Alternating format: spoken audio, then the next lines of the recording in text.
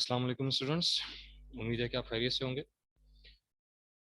बेटा, organic chemistry में chapter number 6 हम स्टार्ट हमने किया हुआ है और उसमें हम आज का टॉपिक हम डिस्कस करेंगे आइसोमेरिज्म।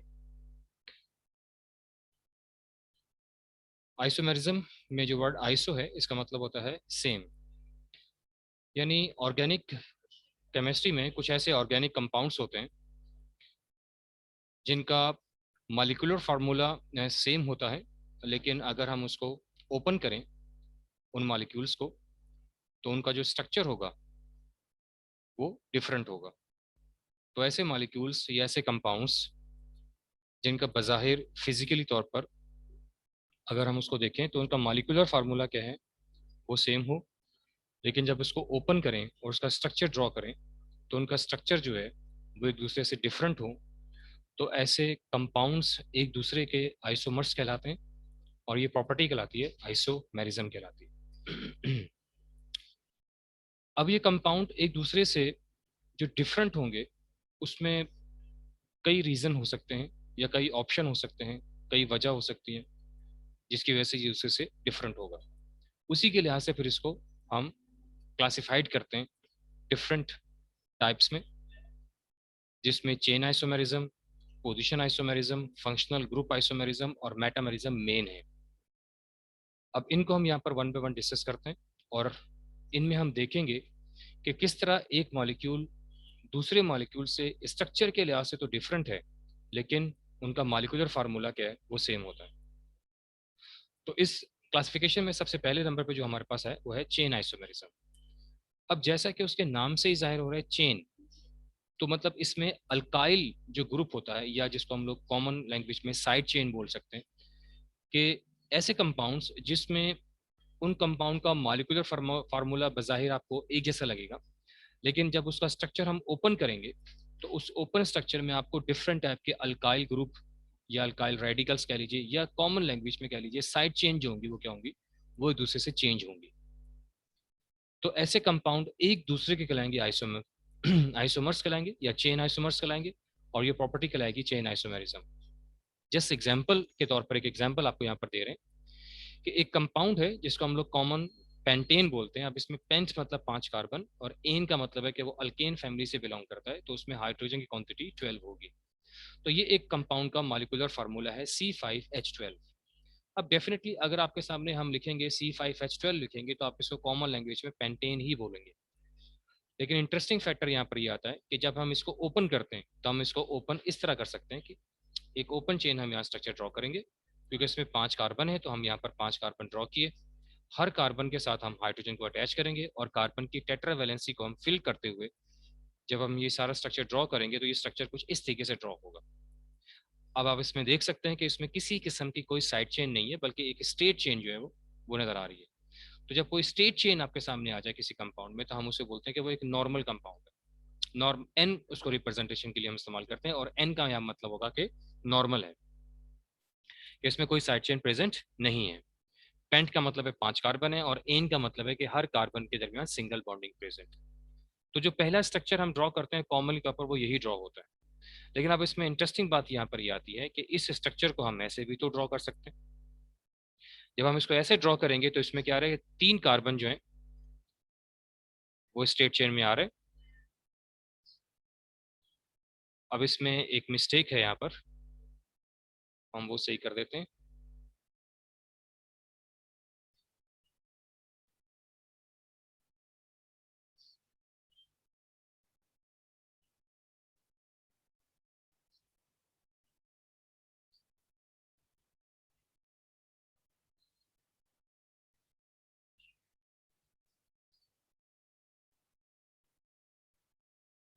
सॉरी स्टूडेंट, यहाँ पर एक मिस्टेक थी, स्ट्रक्चर ड्रॉ करने में एक प्रॉब्लम हो गई थी, उसको हमने सही कर दिया। अब ये देखें कि इसी स्ट्रक्चर को, पेंटेन को, जो C5 और H12 है, इसको हमने इस तरह भी ड्रॉ कर सकते हैं।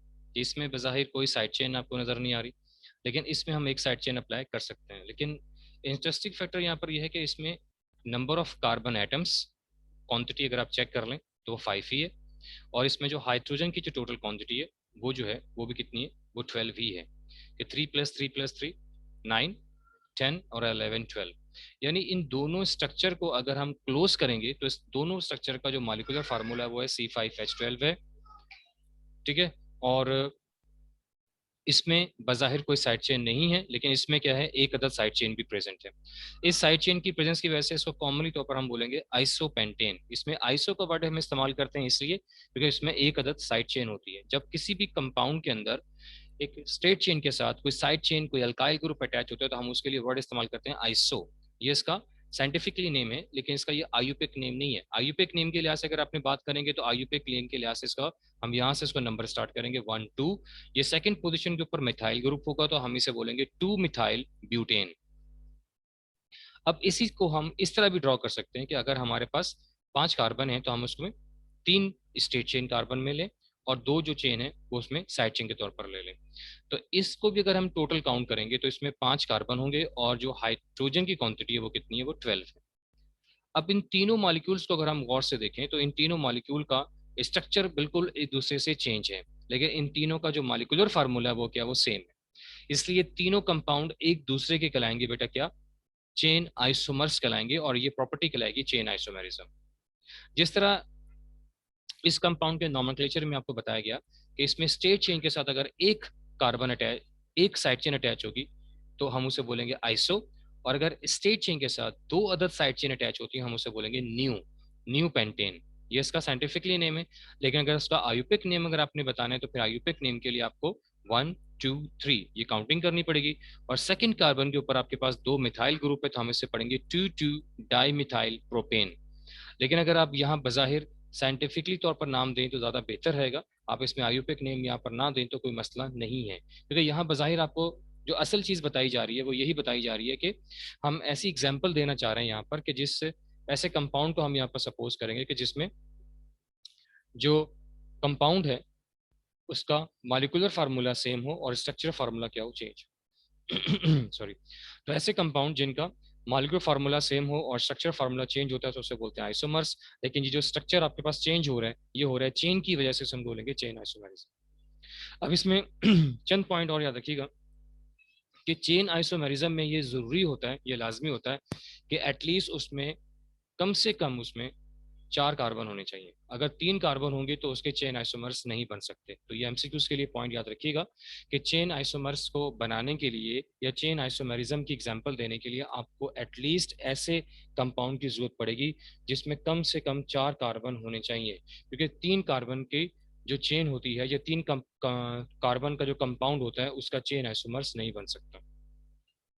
नेक्स्ट वन हमारे पास है पोजिशन आइसोमेरिज्म। अब इसमें डेफिनेटली नाम से ज़ाहिर हो रहा है, पोजीशन का मतलब है कि इसमें किसी न किसी चीज़ की पोजीशन का जिक्र किया जाएगा। तो यहाँ पर पोजीशन का जिक्र आएगा, फंक्शनल ग्रुप की पोजीशन यहाँ पर क्या होगी, चेंज होगी। यानी पूरे कंपाउंड में हमने ये नहीं देखना कि साइड चेन्स क्या हैं क्या नहीं है, हम साइड चेन को फोकस नहीं करेंगे बल्कि हम ये फोकस करेंगे कि ऐसे कंपाउंड जिनका मॉलिक्यूलर फार्मूला सेम है लेकिन स्ट्रक्चर के लिहाज से वे दूसरे से चेंज है, और स्ट्रक्चर में जो चेंजिंग आ रही है वो चेंजिंग आ रही है उसके फंक्शनल ग्रुप की वजह से। अब जो भी उसमें फंक्शन ग्रुप है, चाहे वो डबल बॉन्डिंग है, ट्रिपल बॉन्डिंग है, चाहे वो हाइड्रोक्साइल ग्रुप है, एल्डिहाइड ग्रुप है, कीटोनिक ग्रुप है, कार्बोक्सिलिक है, ईस्टर है, ईथर है, कोई भी फंक्शन ग्रुप है, आप किसी की भी एग्जांपल यहाँ पर दे सकते हो। तो यहाँ पर जैसे कि आपको नजर आ रहा है कि 2 एग्जांपल आपके सामने दी गई है। एक कंपाउंड है ब्यूटईन के नाम से। ब्यूट मतलब 4 कार्बन और ईन का मतलब है उसमें डबल बॉन्डिंग है। तो ये इसका मॉलिक्यूलर फार्मूला है। अब इसका जो मॉलिक्यूलर फार्मूला है उसके लिहाज से हम इसको 2 स्ट्रक्चर्स के ड्रॉ कर सकते हैं। एक ये स्ट्रक्चर जिसमें आपको नजर आ रहा है कि जो फर्स्ट कार्बन है उस पर डबल बॉन्डिंग प्रेजेंट है, लेकिन इसी डबल बॉन्डिंग को हम सेकंड कार्बन पर भी ड्रॉ कर सकते हैं। तो बज़ाहिर का स्ट्रक्चर अगर देखा जाए तो स्ट्रक्चर के लिहाज से तो बिल्कुल चेंज है, क्योंकि ये फर्स्ट कार्बन के ऊपर बॉन्डिंग है तो उसको हम बोलेंगे 1 ब्यूटीन। ये सेकंड कार्बन के ऊपर है तो हम उसको बोलेंगे 2 ब्यूटीन। तो दोनों कंपाउंड एक दूसरे से एंटायरली डिफरेंट है, क्योंकि यहाँ पर फंक्शनल ग्रुप की पोजीशन जो है वो क्या है, वो चेंज है। लेकिन अगर वैसे देखा जाए तो इन दोनों का जो मॉलिक्यूलर फार्मूला है क्या, वो क्या है, C4H8, क्योंकि उसमें 4 कार्बन है और 8 हाइड्रोजन। तो ये दोनों कंपाउंड एक दूसरे के कहलाएंगे पोजिशन आइसोमर्स कहलाएंगे। इसी तरीके से एक कंपाउंड और है प्रोपानोल। प्रोप मतलब 3 कार्बन, इन का मतलब है सिंगल बॉन्डिंग है, और ओ एल का मतलब इसमें हाइड्रोक्साइल ग्रुप यानी कि OH ग्रुप इसमें प्रेजेंट होगा। अब इस कंपाउंड का भी ये इसका मॉलिक्यूलर फार्मूला है जिसमें 3 कार्बन है, 8 हाइड्रोजन है, और एक ऑक्सीजन है, इसको हम बाहर ऐसे ड्रॉ कर सकते हैं कि OH ग्रुप पहले कार्बन पे अटैच है और यहाँ पर OH ग्रुप सेकंड कार्बन पे अटैच है। अब यहाँ पर भी फंक्शनल ग्रुप की जो पोजीशन है उसको हमने चेंज कर दिया। यहाँ फंक्शनल ग्रुप की पोजीशन फर्स्ट कार्बन पर है, जबकि यहाँ पर फंक्शनल ग्रुप की पोजीशन सेकंड कार्बन के ऊपर है। तो इसको पढ़ेंगे हम 1 प्रोपानोल और इसको पढ़ेंगे हम 2 प्रोपानोल। ये दोनों कंपाउंड एक दूसरे के कहलाएंगे पोजीशन आइसोमर्स कहलाएंगे और ये प्रॉपर्टी कहलाएगी पोजीशन आइसोमेरिज्म। तो इसमें आपने डिस्कस कर लिया, देख लिया, समझ लिया कि ऐसे कंपाउंड्स जिसमें हर कंपाउंड दूसरे कंपाउंड से फंक्शन ग्रुप की पोजीशन के लिहाज से क्या होगा, डिफरेंट होगा, वो कहलाएगा पोजीशन आइसोमरिज्म। लेकिन याद रखिएगा इसमें अपने फंक्शनल ग्रुप को चेंज नहीं करना, उसकी पोजीशन को चेंज करना। फंक्शनल ग्रुप की जो प्रॉपर्टी है वो सेम रहेगी, मतलब अगर डबल बॉन्डिंग है तो वो डबल बॉन्डिंग ही रहेगी, अगर OH ग्रुप है तो वो OH ग्रुप ही रहेगा। लेकिन अगली जो एग्जाम्पल हम आपको देने लगे, अगली जो टाइप हम पढ़ने लगे वो बहुत ही इंपॉर्टेंट है, वो है फंक्शनल ग्रुप आइसोमेरिज्म। यानी एक कंपाउंड दूसरे कंपाउंड से स्ट्रक्चर के लिहाज से तो चेंज होगा, लेकिन स्ट्रक्चर में जो चेंजिंग आएगी वो उसके फंक्शनल ग्रुप की वजह से आएगी। इंटरेस्टिंग बात यहाँ पर ये, और पूरे का पूरा फंक्शन ग्रुप भी चेंज हो जाएगा। अब चाहे बजाहिर उसकी पोजीशन चेंज हो या ना हो, उससे कोई फर्क नहीं पड़ेगा, यहाँ पर हम पूरे का पूरा फंक्शनल ग्रुप ही चेंज कर देंगे। अब इंटरेस्टिंग बातें यहाँ पर आने वाली है, जरा समझिएगा इसको। ये कंपाउंड है आपके पास, कार्बन 2 है, हाइड्रोजन 6 है, ऑक्सीजन 1 है। इस कंपाउंड को हम ड्रॉ कर सकते हैं इस तरीके से कि 2 कार्बन ड्रॉ कर दिए, 6 हाइड्रोजन ड्रॉ कर दिए और एक ऑक्सीजन, और इसमें OH ग्रुप हमने लगाया। OH ग्रुप की वजह से डेफिनेटली ये अल्कोहल फैमिली से बिलोंग कर रहा है, क्योंकि इसमें OH है, हाइड्रोक्साइल ग्रुप अल्कोहल को शो करता है, तो उसका नाम होगा प्रोपानोल। लेकिन इसी कंपाउंड को हम ऐसे भी ड्रॉ कर सकते हैं, CH3O और CH3, इसमें सेंटर में ऑक्सीजन आ रहा, तो ये आपके पास बन गया ईथर बन गया। यानी अल्कोहल और ईथर, अल्कोहल डेफिनेटली एक अलग होमोलोगो सीरीज है, एक अलग फंक्शन ग्रुप है, और ईथर एक अलग होमोलोगो सीरीज है, लेकिन इन दोनों का जो मॉलिक्यूलर फार्मूला क्या वो सेम। तो ये कंपाउंड आपके पास है प्रोपानोल और ये कंपाउंड आपके पास है मिथॉक्सीमीथेन। तो इसका मतलब है हम ये कह सकते हैं कि अल्कोहल ईथर का और ईथर अल्कोहल का फंक्शनल ग्रुप आइसोमर होता है। तो ऐसे कंपाउंड जिसमें उनका स्ट्रक्चर जो है वो फंक्शन ग्रुप की वजह से चेंज हो और उनका मॉलिक्यूलर फार्मूला सेम हो, तो ऐसे कंपाउंड कहलाते हैं फंक्शन ग्रुप आइसोमर्स कहलाते हैं, और ये प्रॉपर्टी कहलाती है फंक्शन ग्रुप आइसोमेरिज्म। तो पॉइंट याद रखिएगा कि ईथर अल्कोहल का और अल्कोहल ईथर का फंक्शन ग्रुप आइसोमर होता है। इसी तरह एक और एग्जांपल है, इसको देखिए। इस कंपाउंड का मॉलिक्यूलर फार्मूला C3H6O है।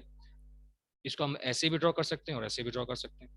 ऐसे ड्रॉ करेंगे तो ये एल्डिहाइड से बिलोंग करता है, ऐसे ड्रॉ करेंगे तो ये डेफिनेटली कीटोन से बिलोंग करता है। तो ये है प्रोपनल, जबकि ये है प्रोपनोन। तो एल्डिहाइड कीटोन का और कीटोन एल्डिहाइड का फंक्शन ग्रुप आइसोमर होता है। एक लास्ट एग्जांपल, C3H6 ऑक्सीजन 2, इसको हम ऐसे और ऐसे ड्रॉ कर सकते हैं। ये कार्बोक्सिलिक को शो करता है और ये शो करता है ईस्टर को। तो यहाँ से आपको ये मैंने यहाँ पे जो आपको जो शो कर रहा है ग्रीन, जो मैंने आपको यहाँ शो किए हैं पॉइंट्स, ये आपको MCQs में पूछे जाते हैं बेटा। आपसे पूछा जाएगा कि अल्कोहल किस फंक्शन ग्रुप का फंक्शन ग्रुप आइसोमर है या किस सीरीज का फंक्शन ग्रुप आइसोमर है, तो उसके ऑप्शन के अंदर डेफिनेटली ईथर एल्डिहाइड कीटोन वगैरह होगा। तो आपने बताना है कि अल्कोहल ईथर का होता है और ईथर किसका होता है, अल्कोहल का। एल्डिहाइड का कीटोन, कीटोन किसका होता है, एल्डिहाइड का कार्बोक्सिलिक एसिड ईस्टर का होता है और ईस्टर किसका होता है, कार्बोक्सिलिक का फंक्शन ग्रुप आइसोमर होता है। तो यहाँ से MCQ जनरेट होते हैं, इस बात का ख्याल रखिएगा। लास्ट वन जो हमारे पास टाइप आती है इसकी, वो आती है मेटामेरिज्म। इंटरेस्टिंग है यहाँ पर ये भी। मेटामेरिज्म के अंदर ये होता है कि हर मॉलिक्यूल दूसरे मॉलिक्यूल से जो चेंज होता है वो उसके जो फंक्शन ग्रुप होता है उसके अंदर जो राइट और लेफ्ट की जो चेंज होती है, वो चेंज के अंदर कुछ डिफरेंस आता है कि वो चेन में बज़ाहिर कार्बन की क्वांटिटी तो सेम रहती है, लेकिन राइट और लेफ्ट की जो चेन होती है वो डेफिनेटली एक दूसरे से बिल्कुल क्या होती है, डिफरेंट होती है। तो ऐसे को कहते हैं हम लोग, ऐसे प्रॉपर्टी को कहते हैं हम लोग मेटामेरिज्म कहलाते हैं। जैसे एग्जांपल, ये आपके पास ईस्टर की एग्जांपल दी गई है कि इस कंपाउंड के 3 मेटामर्स होते हैं। जैसे लाइक इसको हम लोग ऐसे ड्रॉ कर सकते हैं, क्योंकि 4 कार्बन हमने ड्रॉ करने, तो राइट लेफ्ट के ऊपर हमने चेन्स बनाई, 2 कार्बन एक तरफ 2 कार्बन एक तरफ। लेकिन इसी कंपाउंड को हम ऐसे भी ड्रॉ कर सकते हैं कि हम एक तरफ 2 कार्बन ना लगाएं, एक तरफ लगाएं एक कार्बन, एक तरफ लगा दें 3 कार्बन। अब इन दोनों के अंदर राइट और लेफ्ट की चेन क्या सेम है, जबकि यहाँ पर क्या है, डिफरेंट आ गई। अब इसी चीज को हम ऐसे भी ड्रॉ कर सकते हैं कि एक तरफ 1 कार्बन है लेकिन एक तरफ 3 कार्बन है, लेकिन वो उसमें क्या आ रही है, साइड चेन भी आ रही है।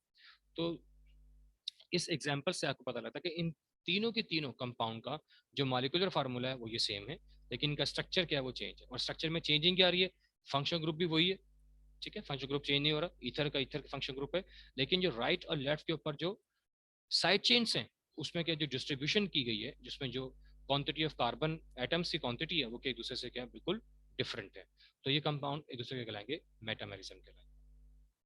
तो ये था आज का हमारा टॉपिक आइसोमेरिज्म का, जिसमें आपको बताया गया कि जो ऑर्गेनिक कंपाउंड होते हैं डिफरेंट टाइप के, उसमें उनका मॉलिक्यूलर फार्मूला सेम होता है, लेकिन कुछ कंपाउंड का जो स्ट्रक्चर फार्मूला क्या वो चेंज होता है। तो ऐसे कंपाउंड कहलाते हैं आइसोमर्स कहलाते हैं, और ये प्रॉपर्टी कहलाती है आइसोमेरिज्म कहलाती है। और इसकी टाइप्स को यहाँ पर डिस्कस किया गया। अगर इसमें किसी भी किस्म का प्रॉब्लम है तो आप कमेंट्स में पूछ सकते हैं, कोई इशू नहीं है। ठीक है, अपना ख्याल रखिएगा। नेक्स्ट लेक्चर तक के लिए, नेक्स्ट टॉपिक हमारा इसका लास्ट टॉपिक होगा, उसमें डिफरेंट टाइप के हम डेफिनेशंस को करेंगे, कवर करेंगे। अपना ख्याल रखिएगा। अल्लाह हाफिज़।